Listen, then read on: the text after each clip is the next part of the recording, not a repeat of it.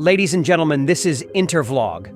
I said, this is Intervlog, the voice of African pride, progress, and sovereignty. Today, we bring you a story of transformation, of vision, and of victory.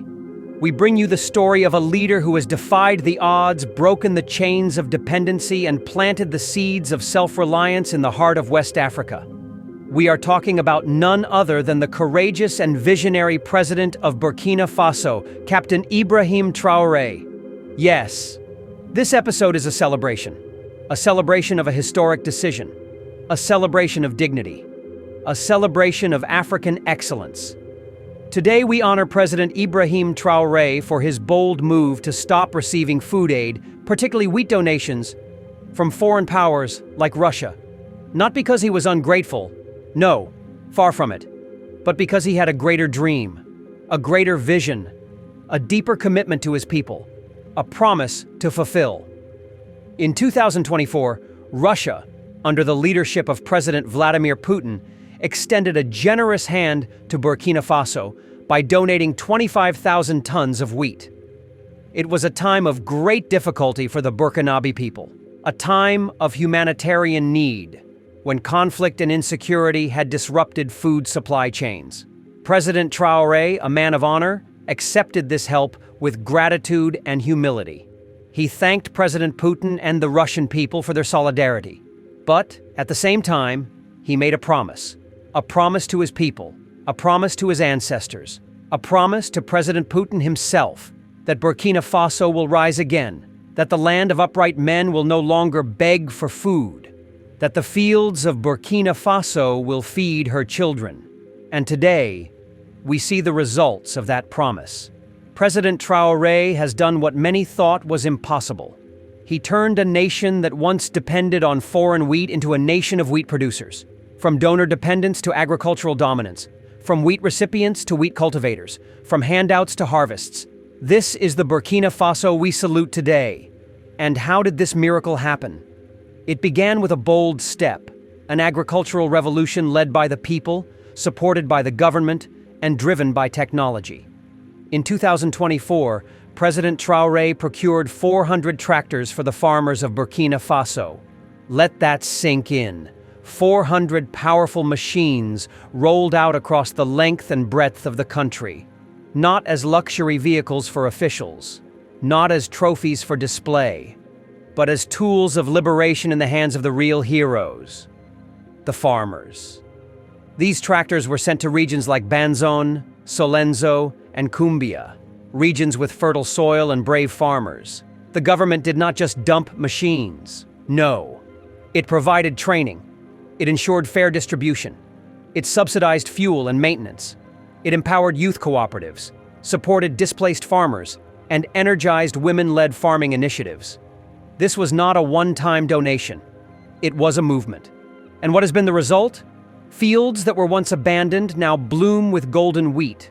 Farmers who once struggled with hoes and plows now drive modern machines across vast hectares.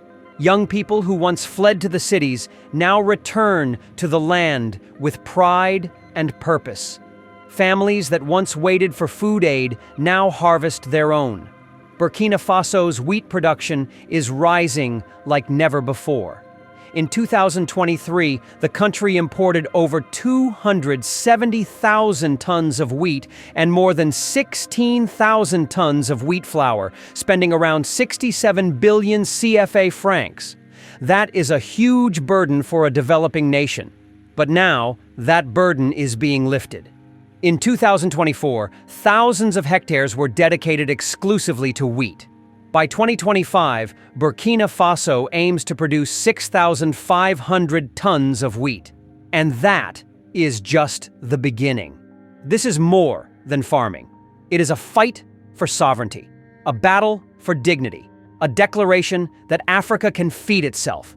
As President Traoré so powerfully put it, we will no longer beg for food. We will grow what we eat and eat what we grow. Now let us pause to salute another key figure in this story, President Vladimir Putin.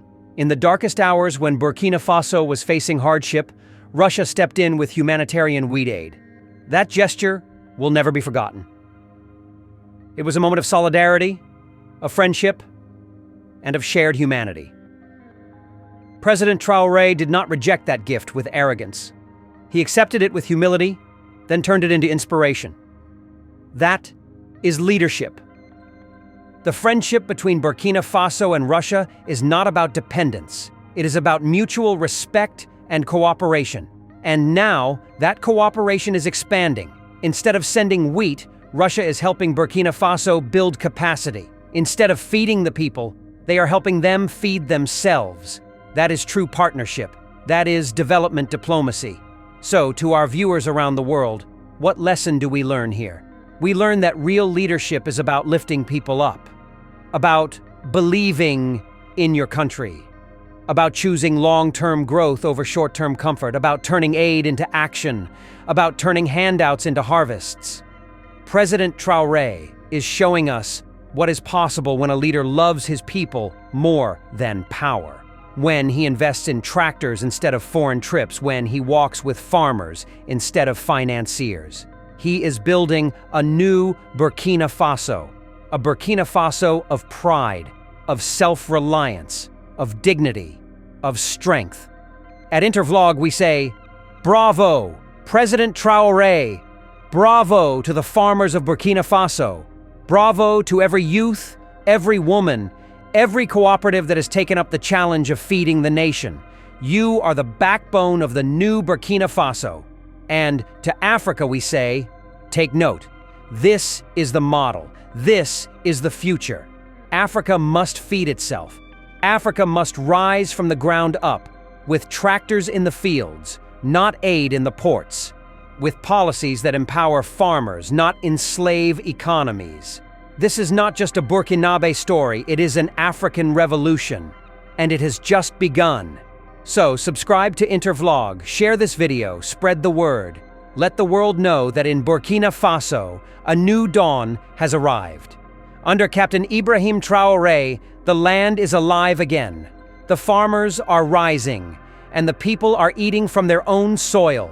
From wheat to wealth, from food aid to food pride. This is the miracle of Burkina Faso. Long live President Ibrahim Traoré. Long live African agriculture. Long live the spirit of self-reliance. Burkina Faso. Why does Ibrahim Traoré refuse Russian wheat? In 2024, Russia delivered wheat to Burkina Faso as a token of its humanitarian support. While appreciating the partner country's gesture, President Ibrahim Traoré indicated that his country would no longer wish to be supplied with wheat. He made a promise to President Vladimir Putin to support his decision. Burkina Faso. Ibrahim Traoré keeps a promise made to Vladimir Putin. By refusing Russian wheat, Ibrahim Traoré was counting on Burkinabe farmers to meet the challenge of self-sufficiency regarding this prized product. In 2024, Russia delivered 25,000 tons of wheat to Burkina Faso. The Minister of Solidarity and Humanitarian Action, Nandi Some Diallo, indicated that this donation represents Russia's valuable support while Burkina Faso is going through a difficult humanitarian situation following the crisis. The transitional government had also expressed his gratitude and made it his mission to offer local wheat to his fellow citizens. A year later, his will and determination paid off.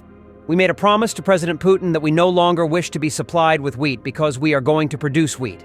I am keeping that promise because we have started to produce wheat in quantity, Ibrahim Traoré proudly declared. Burkina Faso plans to reach 6,500 tons of wheat by 2025, with 5,000 hectares dedicated exclusively to growing this cereal. Cooperation with Russia in this area is leading us to develop and boost many things in order to fill the gaps.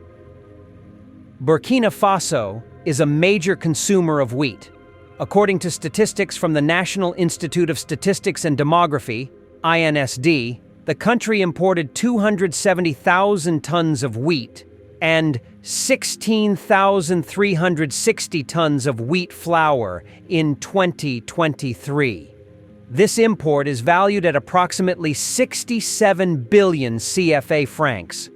The vision of food self-sufficiency is paramount for Ibrahim Traoré, who strives to protect his people. Wheat revolution in Burkina Faso. How President Ibrahim Traoré's tractor initiative boosted agricultural production. In the heart of West Africa, Burkina Faso is undergoing an agricultural transformation that is nothing short of revolutionary. At the center of this shift stands a determined leader, Captain Ibrahim Traoré, the president of Burkina Faso, whose policies are dramatically altering the landscape of food production in the country.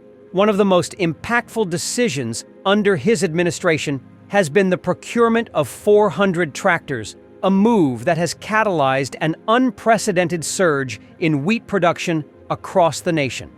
In a region often plagued by food insecurity, climate change, and dependence on foreign imports, this surge in local wheat cultivation is a beacon of hope. It represents not only a step toward food self-sufficiency, but also a bold stride in economic independence and agricultural modernization. This article explores in detail how President Ibrahim Traoré's tractor initiative has significantly boosted wheat production in Burkina Faso, the strategic policies behind the decision, the impacts on farmers, and the long-term prospects of the agricultural sector under his leadership. When Captain Ibrahim Traoré assumed the presidency, he inherited a country with immense potential but plagued by underdevelopment, insecurity, and systemic neglect of agriculture, yet he was not deterred. He came to power with a strong vision for sovereignty, self-reliance, and agricultural prosperity. One of his early declarations was a promise to transform agriculture into the backbone of national development. For decades, Burkina Faso had relied heavily on imported food products, especially wheat. While local farmers toiled with rudimentary tools and faced unpredictable rainfall, the nation's dependence on imported bread and wheat-based foods grew, draining precious foreign reserves. Traoré's philosophy was clear. We will no longer beg for food. We will grow what we eat and eat what we grow. This philosophy birthed several bold moves, including the procurement of 400 modern tractors aimed at empowering local farmers with mechanized tools to drastically improve productivity and scale. The acquisition of 400 tractors in 2024 was not a random act. It was part of a national agricultural offensive led by President Traoré and supported by key ministries such as the Ministry of Agriculture, Animal and Fisheries Resources. Each tractor represented not just machinery, but a symbol of hope, empowerment, and transformation. The government distributed the tractors across wheat-producing regions including the Banzon Plains, Solenzo, and Cumbia, prioritizing cooperatives, displaced farmers returning to their lands, and youth-led farming enterprises. The introduction of these tractors addressed several long-standing challenges in the sector. Manual labor limitations. Farmers previously used hoes and plows, which drastically limited how much land they could cultivate. Time constraints. With the tractors, planting and harvesting cycles became faster and more efficient. Land underutilization. Many fertile lands previously uncultivated due to lack of equipment are now being farmed. Youth participation. Mechanization has made agriculture attractive to the youth, who are now seeing it as a profitable venture. By ensuring fair allocation, providing technical training, and subsidizing fuel and maintenance, the Traoré government turned tractors into tools of national resilience. Once the tractors were deployed, wheat cultivation took a leap forward. In previous years, Burkina Faso produced limited quantities of wheat, mostly used for research, small-scale baking, or animal feed. But by the end of the 2024 farming season, wheat fields began to stretch across thousands of hectares like never before. In the Banzon Plains, vast farms emerged, some stretching over 600 hectares, dedicated solely to wheat. Satellite images from late 2024 showed green waves of wheat fields where dry lands once lay barren. Agricultural extension officers reported a 300% increase in land dedicated to wheat compared to the previous year. Here's how wheat production benefited from the tractors. Precision farming. Tractors allowed for better row alignment, deeper soil tilling, and uniform seed distribution. Higher yields. The average yield jumped from 0.9 tons per hectare to an impressive 2 tons per hectare, surpassing regional averages in Nigeria, Algeria, and Morocco. Expansion of harvest zones. Areas once considered marginal due to lack of tools are now productive wheat hubs. Multiple cycles. Faster land preparation enabled double cropping in some regions, empowering the farmers and restoring dignity. For the Burkinabe farmer, the tractor is more than a machine. It is a vehicle of dignity. For decades, smallholder farmers, especially women and displaced persons, have been the backbone of food production, often working under the harshest conditions with the simplest tools. Thanks to Traoré's initiative, cooperatives and communities received collective tractors, which are managed by trained youth. The farmers now operate under structured, accountable systems that schedule tractor use for tilling, sowing, and harvesting. Women-led farming groups have become especially empowered. In regions like Solenzo and Dédougou, women's cooperatives report record harvests, leading to food surplus for household consumption and sale, increased income for education, healthcare, and reinvestment, strengthened community resilience, especially among those previously displaced by insecurity. President Traoré himself regularly visits farms, joins harvests, and praises farmers, creating a culture where farming is respected as a national service. On 10th May 2025, President Traoré rejected wheat aids from Russia and said, "We made a promise to President Putin that we no longer wish to be supplied with wheat because we are going to produce wheat. I am keeping that promise because we have started to produce wheat in quantity," Ibrahim Traoré proudly declared. Burkina Faso plans to reach 6,500 tons of wheat by 2025. With 5,000 hectares dedicated exclusively to growing this cereal. This is the end of our program today. See you on Intervlog same time tomorrow. Thanks for watching. Please like and subscribe to my channel and press the bell icon to get new video updates. Thank you for watching Intervlog. Thank you.